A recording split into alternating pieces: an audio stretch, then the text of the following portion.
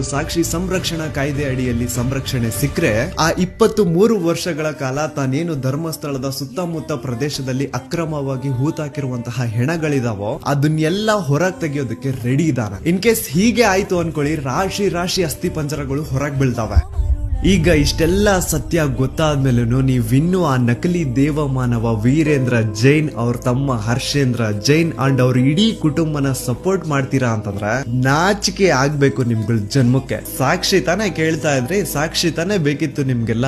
ಈಗ ಒಂದು ಜೀವಂತ ಸಾಕ್ಷಿ ಮುಂದೆ ಇದೆ, ಈಗ ನ್ಯಾಯ ಇಸ್ಕೊಡಿ. ಹೆಚ್ಚು ಕಡಿಮೆ 1,000 ಜನ ದಿಕ್ಕಿಲ್ಲ ದೆಸ ಇಲ್ಲ, ಅವ್ರ ಮನೆಯವ್ರಿಗೆ ಅವ್ರು ಸತ್ತಿದ್ದಾರೆ ಅನ್ನುವಂತಹ ವಿಷಯನೂ ಗೊತ್ತಿಲ್ಲ, ಹಂಗ ಮಾಡಿ ಅವ್ರನ್ನ ಮುಚ್ಚಾಕಿದಾರ. ಇಷ್ಟು ಕೇಳಿದ್ಮೇಲೆ ನಿಮ್ ರಕ್ತ ಕುದಿತಿಲ್ಲ ಅಂತಂದ್ರೆ ಏನ್ ಹೇಳ್ಬೇಕಿನ್ನ. ನಮ್ ದೂತ ಸಭೆಯ ಪ್ರಜೆಗಳಿಗೆ ಅಂಡ್ ಯಾರೆಲ್ಲ ಕರ್ನಾಟಕದ ಮೂಲೆ